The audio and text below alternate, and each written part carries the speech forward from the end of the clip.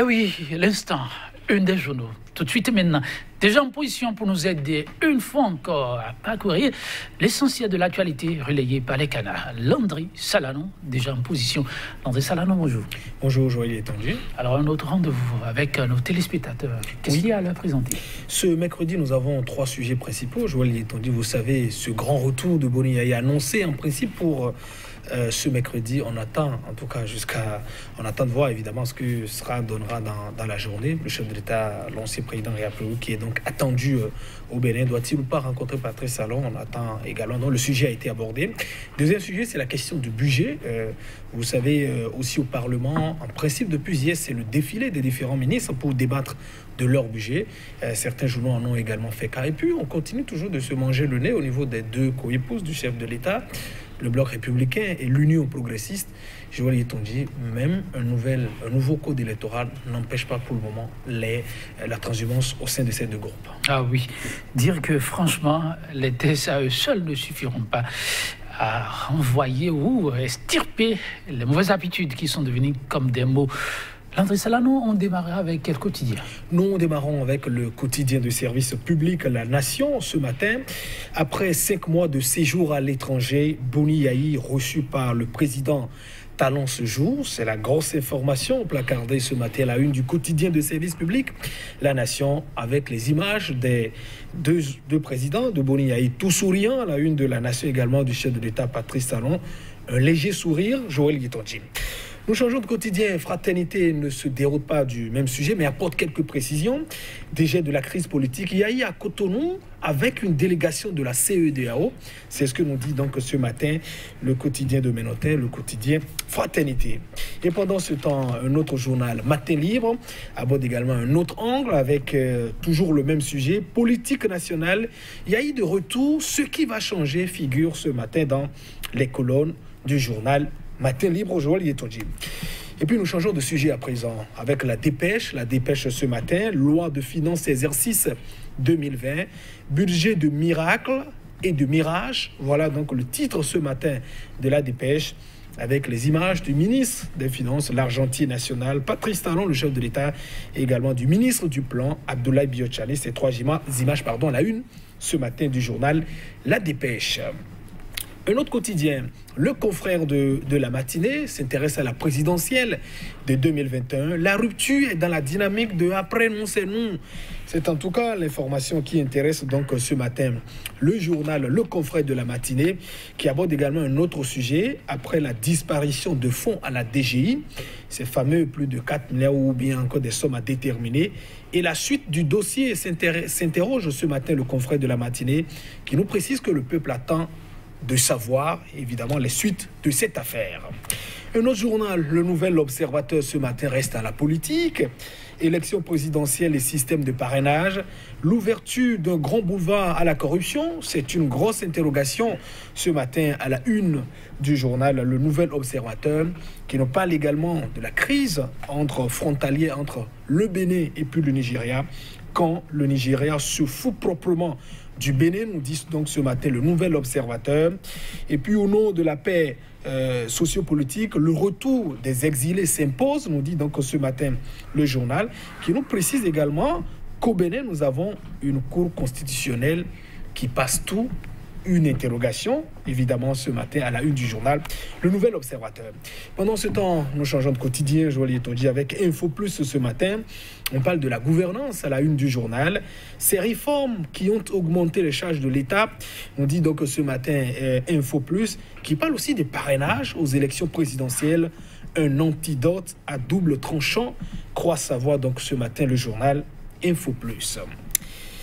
Le journal L'Afrique en marche, ce matin, reste également dans, disons, les arcanes de la politique, notamment. Et nous parle, disons, des nouvelles, nous rappelle, j'allais dire, les informations des deux blocs qui soutiennent le chef de l'État, les actions de Patrice Talon au Parlement.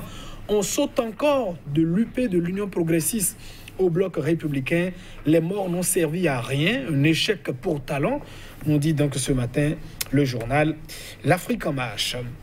Et l'écho magazine avec lequel nous finissons ce matin. Équilibre de l'information, pluralisme et diversité des opinions. L'ORTB, la chaîne nationale, censure-t-elle? Joël Aïvor s'interroge donc ce matin le journal L'écho magazine. Joël Aïvor qui sera donc sur les antennes, Joël Yetonji de Sika TV. Ce sera demain jeudi à partir de 21h, une émission spéciale. Voilà donc ce qu'on peut retenir de la une des journaux qui ne sont pas revenus. Joël Yetonji. Merci à vous, Landry Salanon. On va rapidement y aller. On démarre avec Fraternité Yayi à Cotonou. Ils sont nombreux, les quotidiens, on va parler. Fraternité ajoute une petite note. Yayi à Cotonou, mais pas seul, avec une délégation de la CEDEAO. Oui, et c'est d'ailleurs l'information qui fait la une de la plupart des canards ce matin ici au Bénin. Joël Yetonji.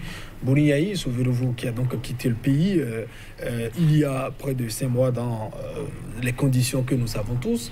Il a été cloîtré chez lui, incapable, impossibilité pour lui de pouvoir sortir. Il a fait 52 jours dans son domicile à Kadjeoun, un gros conteneur qui était donc mis à son portail. Finalement, de dégel en dégel, il a pu donc sortir pour aller se soigner. Et après près de 5 mois d'absence du territoire national, le président d'honneur des forces Corée pour un Bénin émergent est donc annoncé à Cotonou. Et Fraternité nous apporte une précision ce matin que ce sera avec une délégation de la communauté économique des États de l'Afrique de l'Ouest, la CEDEAO. Joël Yetonji, il faut le dire, Boni Yayi revenir donc au Bénin. Certes, je suis d'accord, c'est une information, c'est un événement pour, évidemment, quand on connaît le poids que constitue Boni Yayi, disons, dans la sphère politique au Bénin, 10 ans de pouvoir, on sait aujourd'hui qu'il a encore beaucoup de partisans qu'il soutient, notamment sur toute l'étendue du territoire national. On sait évidemment que combien de partisans également étaient avec lui lors des différents émeutes qu'on a pu donc observer à l'occasion des législatives qu'on a pu organiser, exclusives qu'on a pu organiser en février dernier. Donc c'est quand même un acteur important. Je suis d'accord que c'est un événement, mais vous voyez, c'est compte tenu des circonstances ou bien des faits que nous transformons en principe ce qui devait être normal, ce qui relève de la normale en principe par des événements. Sinon, un citoyen, quel qu'il soit, quand il quitte son pays, devrait avoir la possibilité de rentrer sans craindre quand même qu'on puisse l'arrêter ou bien que des événements surviennent. Et même au-delà de Boni Yayi, je crois que la situation normale, c'est que tous nos compatriotes qui sont donc à l'extérieur puissent rentrer. Vous savez, ils sont nombreux des jeunes qui sont donc à Lomé ou au Ghana, dans plusieurs pays également, d'autres dans l'Hexagone devraient pouvoir entrer sans que ça ne soit évidemment un événement. Mais je voudrais, à côté de cette actualité, qu'on puisse quand même se méfier de ce que je qualifie quand même l'effet cosmétique. C'est-à-dire quoi?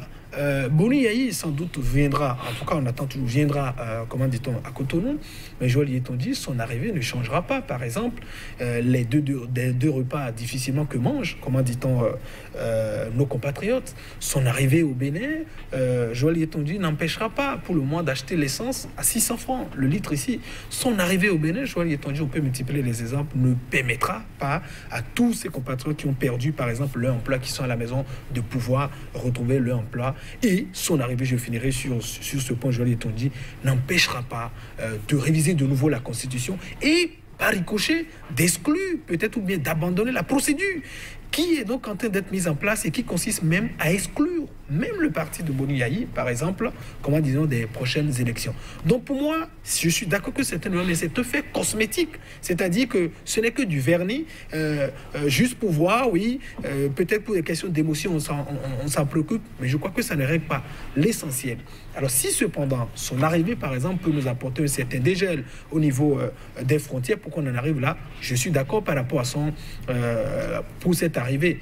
Mais en revanche, Joël Yetonji, un autre point sur lequel je ne suis pas du tout d'accord, c'est quoi? C'est que les conditions dans lesquelles Boni Yayi est sorti du territoire national, pour ses partisans, pour ces personnes qui sont décédées, où le deuil n'a pas encore été fait, je ne crois pas. Ce serait une erreur politique que pour ce retour, la première destination qu'aurait l'ancien chef de l'État, c'est de se présenter au palais de la République pour discuter avec son homologue Patrice Talon. Ce sont des adversaires. D'ailleurs, c'était des amis.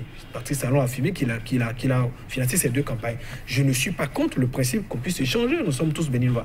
Mais pour un retour dans ces conditions, pour les personnes qui ont perdu la vie, disons, dans ces événements, pour la mémoire qu'on doit respecter, notamment le souci de ces partisans, la première destination quand il revient, ce n'est pas d'aller, comment dit-on, au palais de la République et de discuter avec le chef d'État, même s'il est dans une délégation de l'ONU, même si c'est Guterres qui vient avec lui, je pense que ce serait une erreur politique.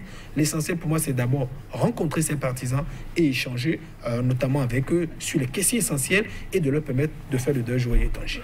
En tout cas, on attend de voir ce qui va vraiment changer avec ce retour, ce que ça apportera à la crise politique. Elle est encore là, même si, manifestement, il y a moins de bruit de bottes. Et André Salanon, on va aller très rapidement avec Info Plus, qui nous parle de ces réformes qui ont plutôt augmenté les charges de l'État. De quoi ça est-il?